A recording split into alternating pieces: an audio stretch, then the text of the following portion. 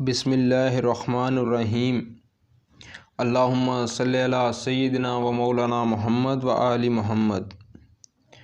آج ہم بات کریں گے اہل سنت والجماعت حنفی دیوبندی جو اپنے آپ کو کہلواتے ہیں ادھر پاکستان میں، سب سے زیادہ وہی فرقہ اس ٹائم موجود ہے اور اس کی عوام بہت ہی زیادہ ہے۔ تمام فرقوں سے زیادہ عوام دیوبند کی ہے اور ان کے عقائد اور نظریات ہم آپ کے سامنے رکھیں گے۔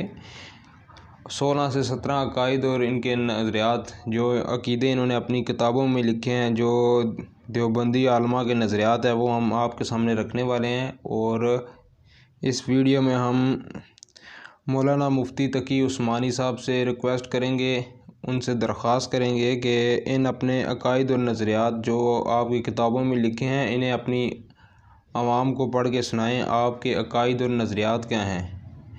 اور مولانا طارق جمیل صاحب جو کہ اس ٹائم انٹرنیشنل سپیکر ہیں پاکستان کے اندر، ان سے بھی ریکویسٹ کریں گے کہ یہ عقائد اور نظریات اپنے قرآن و سنت ثابت کریں اور اپنی عوام کو بتائیں یہ آپ کے عقائد اور نظریات ہیں۔ یعنی کہ جو بریلوی حضرات کے عقائد اور نظریات ہیں، سیم وہی عقائد اور نظریات دیوبندیوں کے بھی ہیں۔ ہم پہلا عقیدہ ان کا بتاتے ہیں دیوبندی حضرات کا، حوالہ آپ کے سامنے پیش کرتے ہیں۔ مولانا خلیل احمد سہارنپوری المحنت علی المفنت میں جواب نمبر 11 صفحہ نمبر 40 میں لکھتے ہیں: اب رہا مشائخ کی روحانیت سے استفادہ اور ان کے سینوں اور قبروں سے باطنی فائز حاصل کرنے سو بے شک صحیح ہیں، مگر اس طریقے سے جو اس کے اہل اور خواص کو معلوم ہے، نہ اس طرح سے جو عوام میں رائج ہے۔ یہ پہلی دلیل تھی دیوبند حضرات کا جو عقیدہ ہے۔ اب دوسرا عقیدہ ہم آپ کے سامنے رکھتے ہیں، دلیل نمبر 2، دیوبند علماء کا عقیدہ۔ مولانا اشرف علی تھانوی امداد المشتاق واقعہ نمبر 290 صفحہ نمبر 144 میں لکھتے ہیں: مولانا اشرف علی تھانوی صاحب خود لکھتے ہیں، میں اپنے حضرت دیوبندی اور بریلوی علماء کے مشترکہ روحانی پیشوا شیخ امداد اللہ مہاجر مکی صاحب کی خدمت میں غذائے روح اور وہ سبق جو حضرت شاہ نور محمد صاحب کی شان میں ہے سن رہا تھا۔ جب عصر مزار شریف کا بیان آیا تو آپ شیخ مہاجر مکی صاحب نے فرمایا، میرے حضرت کا ایک جولاہا مرید تھا۔ حضرت کے انتقال کے بعد ان کے مزار شریف پر عرض کیا کہ حضرت میں بہت پریشان ہوں اور روٹیوں کا محتاج ہوں، کچھ دستگیری فرمائیں۔ حکم ہوا کہ تم کو ہمارے مزار سے وہ آنا یا 2 آنا روز ملے گا۔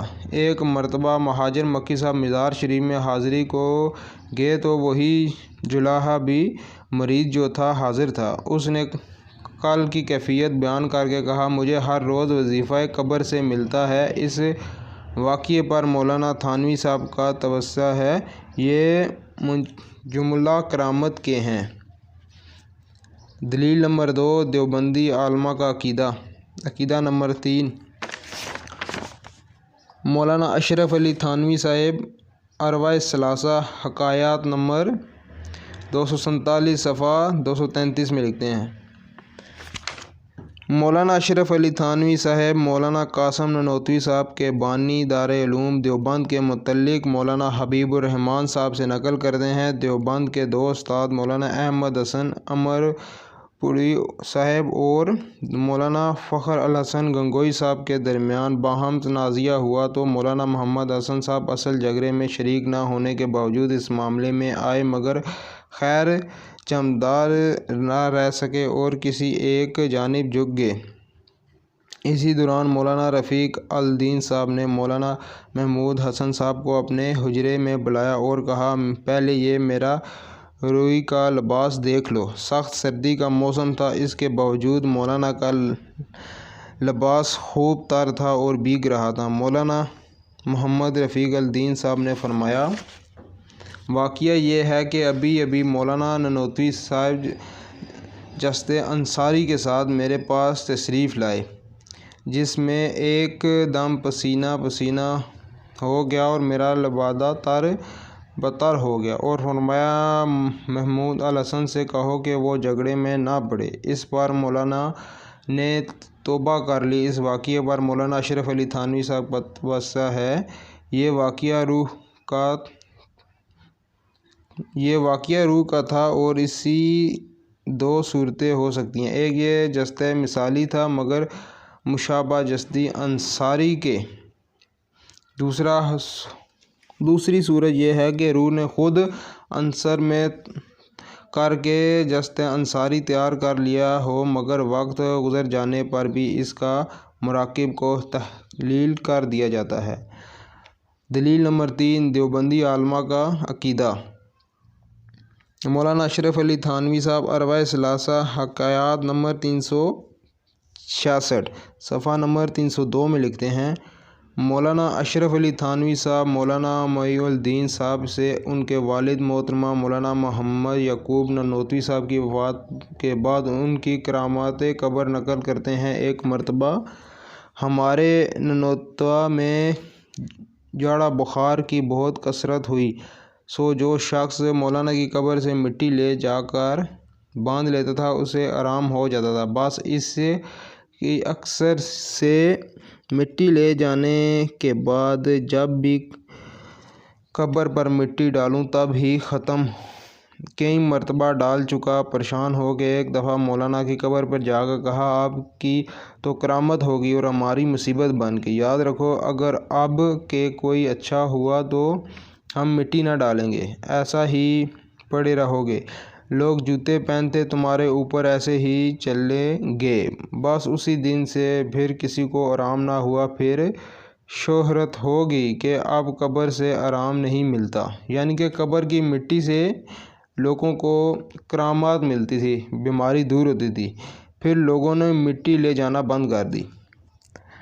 دیوبند حضرات کا عقیدہ نمبر 4، دلیل نمبر 4 ہم آپ کے سامنے رکھتے ہیں۔ فضائل صدقات حصہ دوم 7ویں فصل واقعہ نمبر 16 صفحہ نمبر 711 تبلیغی جماعت کے بزرگ مولانا محمد زکریا سہارنپوری صاحب لکھتے ہیں، عرب کی ایک جماعت ایک مشہور سخی کریم کی قبر پر گئی۔ دور کا سفر تھا، رات وہاں ٹھہرے۔ ان میں سے ایک شخص نے اس قبر کو خواب میں دیکھا اور اس سے کہہ رہا تھا کہ تم اپنے اونٹ کی میرے پختگی اونٹ کے بدلے فروخت کرتے ہو۔ خواب دیکھنے والے نے خواب میں ہی معاملہ کر لیا۔ وہ صاحب قبر اٹھا اور اس نے اونٹ کو ذبح کر دیا۔ جب یہ اونٹ والا نیند سے اٹھا تو اس کے اونٹ کا خون جاری تھا، اس نے اس کو ذبح کر دیا اور گوشت تقسیم کر دیا۔ دیوبند حضرات کا عقیدہ نمبر 6، دلیل نمبر پیش کرتے ہیں آپ کو۔ 6 نمبر دلیل، فضائل صدقات حصہ دوم 7ویں فصل واقعہ نمبر 24 صفحہ نمبر 716 تبلیغی جماعت کے سرپرست مولانا محمد زکریا سہارنپوری صاحب خود لکھتے ہیں، مصر میں ایک صاحب خیر شخص تھے۔ لوگوں سے ایک غریب کے لیے خیرات مانگی مگر کسی نے نہ کچھ دیا۔ یہ سب سے مایوس ہو کر ایک سخی کی قبر پر چلے گئے اور اس کی قبر پر بیٹھ کے سارا واقعہ بیان کر دیا اور وہاں سے اٹھ کر چلے گئے۔ رات کو ان صاحب نے قبر والے کو خواب میں دیکھا۔ وہ کہہ رہے تھے کہ میں نے تمہاری ساری باتیں سنی تھی مگر مجھے جواب دینے کی اجازت نہ ہوئی۔ تم میرے گھر والوں کے پاس جاؤ اور ان سے کہو کہ مقام میں فلاں جگہ سے 500 اشرفیاں اس فقیر کو دے دو۔ دلیل نمبر 7، دیوبندی علماء کا نظریہ۔ مولانا شیخ زکریا سہارنپوری صاحب فضائل صدقات صفحہ نمبر 560 میں لکھتے ہیں، مولانا رشید احمد گنگوئی صاحب دیوبندی صاحب اپنے بارے میں لکھتے ہیں، جھوٹا ہوں کچھ نہیں ہوں، تیرا ہی ظلال سایہ ہے، تیرا ہی وجود ہے، میں کیا ہوں کچھ نہیں ہوں، اور جو میں ہوں وہ تو ہے، اور میں اور تو کا فرق کرنا خود شرک در شرک ہے۔ دلیل نمبر 8، دیوبندی علماء کا نظریہ۔ مولانا خلیل احمد سہارنپوری صاحب المحند المفند صفحہ نمبر 28 دیوبندی مولانا شیخ زکریا سہارنپوری فضائل حج صفحہ 138 میں لکھتے ہیں، وہ حصہ زمین قبر مبارک جو نبی علیہ السلام کے اعضاء مبارک کو مس کیے ہوئے ہے اعلیٰ افضل ہے، یہاں تک کہ کعبہ اور عرش و کرسی سے بھی افضل ہے۔ دلیل نمبر 9، دیوبند علماء کا نظریہ۔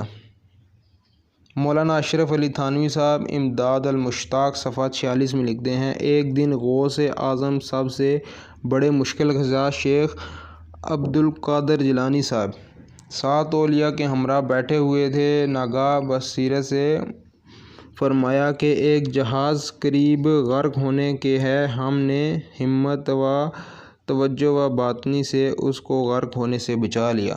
دلیل نمبر 10، دیوبندی علماء کا نظریہ۔ مولانا اشرف علی تھانوی صاحب حفظ الایمان صفحہ 13، دیوبندی مولانا خلیل احمد سہارنپوری صاحب المحنت صفحہ نمبر 51 میں لکھتے ہیں، اگر بعض علوم غیبیہ مراد ہیں تو اس میں حضور صلی اللہ علیہ وسلم کی کیا تخصیص ہے؟ ایسا علم غیب بلکہ ہر صبح بچہ و مجنون پاگل بلکہ جامع الحیات و بہائم کے لیے بھی حاصل ہے۔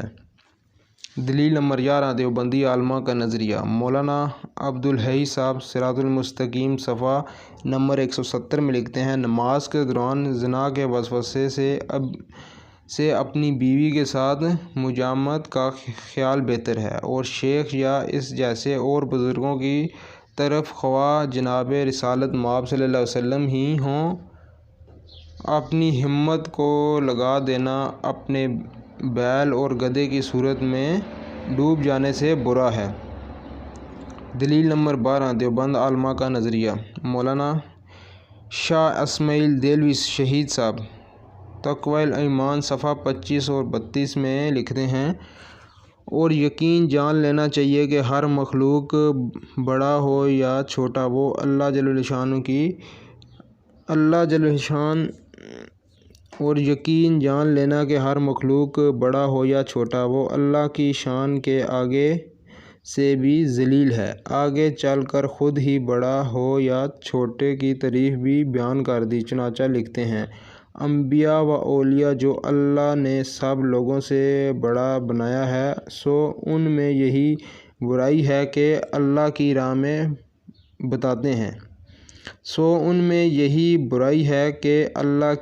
بتاتے ہیں۔ مولانا اسماعیل دہلوی صاحب۔ دلیل نمبر 13، دیوبندی علماء کا نظریہ۔ کشف المحجوب باب 14 سکر اور سہو کا بیان۔ دیوبندی ترجمہ مولانا عبدالرؤف فاروقی صاحب 291 نمبر۔ بریلوی ترجمہ مولانا فضل الدین گوہر صاحب 267 نمبر۔ حضرت داؤد علیہ السلام کی ایک نظر جب وہاں پڑی جہاں نہ پڑنی چاہیے تھی، یعنی اوریا کی بیوی پر، تو آپ علیہ السلام کا حق تعالیٰ کی طرف سے تنبیہ کا سامنا کرنا پڑا۔ ہمارے پیغمبر صلی اللہ علیہ وسلم کی ایک اسی طرح کی نگاہ حضرت زید رضی اللہ عنہ کی بیوی پر پڑی تو حضرت زید رضی اللہ عنہ تعالیٰ پر ان کی بیوی حرام ہو گئی۔ اس سے بعد میں نبی علیہ السلام نے نکاح فرمایا، یعنی ام المومنین سیدہ زینب علیہ السلام، اس لیے کہ حضرت داؤد علیہ السلام کی نظر حالت سہو یعنی حالت ہوش میں تھی، اور ہمارے پیغمبر صلی اللہ علیہ وسلم کی نظر حالت سکر یعنی مدہوشی کی حالت میں تھی۔ قرآن کا فیصلہ۔ سورۃ النجم آیات نمبر 1 تا 4۔ قسم ہے ستارے کی جب وہ اترے، تمہارے صاحب محمد صلی اللہ علیہ وسلم نہ تو کبھی بہکے ہیں اور نہ کبھی ٹیڑھی راہ پر چلے ہیں، اور نہ ہی وہ اپنے خواہش کے نفس سے کوئی بات کہتے ہیں، بلکہ وہ تو نہیں مگر وہی جو اللہ تعالیٰ کی طرف سے ہے انہیں کی جاتی ہے۔ صحیح بخاری کتاب الادب حدیث نمبر 6102 صحیح مسلم کتاب الفضائل حدیث نمبر 6032۔ سیدنا ابو سعید خدری رضی اللہ عنہ تعالیٰ روایت کرتے ہیں، نبی علیہ السلام پر پردہ کنواری لڑکیوں سے بھی زیادہ شرم و حیا رکھنے والے تھے۔ جب کوئی ایسی چیز دیکھتے جو آپ صلی اللہ علیہ وسلم کو ناگوار ہوتی تو آپ صلی اللہ علیہ وسلم کا چہرہ مبارک سے پہچان لیتے تھے۔ دلیل نمبر 14 دیوبندی عالمہ کا نظریہ۔ مولانا اشرف علی تھانوی صاحب الامداد عدد 8 ماہ صفر 1336 جلد نمبر 3 صفحہ 35 میں لکھتے ہیں، ایک شخص نے خواب میں دیکھا جس میں اس نے کلمہ پڑھا لا الہ الا اللہ اشرف علی رسول اللہ، پھر بعد میں بیدار ہو کر بھی بے اختیاری میں کہنے لگا اللہم صلی علی سیدنا و نبینا و مولانا اشرف علی، پھر اپنے واقعہ لکھ کر اپنے پیر اشرف علی تھانوی کو بھیجا تو انہوں نے جواب دیا اس واقعے میں تسلی تھی کہ جس کی طرف تم رجوع کرتے ہو یعنی اشرف علی تھانوی صاحب دیوبندی تابع سنت ہیں۔ سورۃ الاحزاب آیات نمبر 56۔ بے شک اللہ اور اس کے فرشتے نبی علیہ السلام پر درود بھیجتے ہیں، تم اے ایمان والو تم بھی ان پر درود خوب سلام بھیجو۔ دلیل نمبر 15 دیوبندی عالمہ کا نظریہ۔ مولانا خلیل احمد سہارنپوری صاحب المحنت المفنت صفحہ 30 میں لکھتے ہیں، قبر مبارک 15 قبر مبارک میں آپ صلی اللہ علیہ وسلم کی حیات دنیا کی سی ہے اور یہ حیات مخصوص ہے، حضرت صلی اللہ علیہ وسلم اور شہداء کے ساتھ برزخی نہیں ہے، جو حاصل ہے تمام مسلمانوں کو ثابت ہوا کہ آپ صلی اللہ علیہ وسلم کی حیات دنیاوی ہے۔ دلیل نمبر 16 دیوبندی عالمہ کا نظریہ۔ مولانا خلیل احمد سہارنپوری صاحب المحنت المفنت سوال نمبر 11 صفحہ 40 میں لکھتے ہیں، اب رہا مشائخ کی روحانیت سے استفادہ اور ان کے سینوں اور قبروں سے باطنی فائض حاصل کرنا، سو بے شک یہ صحیح ہے مگر اس طریق سے جو اس کے اہل اور خواص کو معلوم ہے، نہ اس طریق سے جو عوام میں رائج ہے۔ آخری دلیل نمبر 17 دیوبندی عالمہ کا نظریہ۔ مولانا قاسم نانوتوی صاحب تحذیر الناس صفحہ 34 میں لکھتے ہیں، اگر بالفرض بعد زمانہ نبی علیہ السلام بھی کوئی نبی پیدا ہو تو پھر بھی خاتمیت محمد صلی اللہ علیہ وسلم میں کچھ فرق نہ آئے۔ دلیل نمبر 18 دیوبندی عالمہ کا نظریہ۔ مولانا شیخ زکریا صاحب فضائل اعمال صفحہ 484 میں لکھتے ہیں، رسول اللہ صلی اللہ علیہ وسلم کے 650 سال بعد شیخ ابو یزید قرطبی ایسے نوجوان کو ملے جسے لوگوں کے متعلق کشف ہو جاتا تھا کہ کون جنت میں ہے اور کون دوزخ میں ہے، بلکہ قرطبی صاحب نے اس کی ماں کو 70,000 مرتبہ کلمہ بخش کر اس کے کشف کے صحیح ہونے کا فوراً تجربہ بھی کر لیا۔ قرآن میں اللہ تعالیٰ کا فیصلہ ہے، سورۃ ال عمران آیات نمبر 769 میں، اور اللہ کی یہ شان ہی نہیں کہ تم لوگوں کو غیب پر آگاہ کر دے، بلکہ اللہ غیب کی خبروں کے لیے اپنے رسولوں میں سے جسے چاہتا ہے چن لیتا ہے۔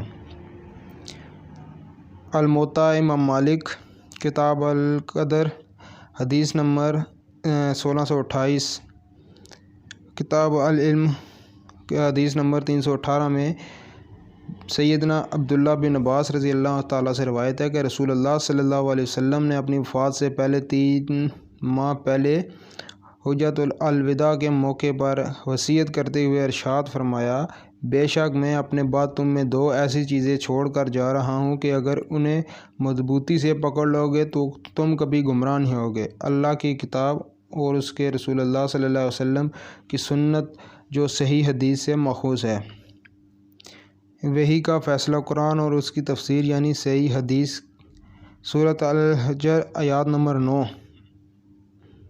اللہ جل شانہ تعالیٰ نے عالمہ اور درویشوں کی تعلیمات کی بجائے اپنی وحی قرآن اور اس کی تفسیر یعنی صحیح حدیث کی حفاظت کی ذمہ داری خود لی ہے۔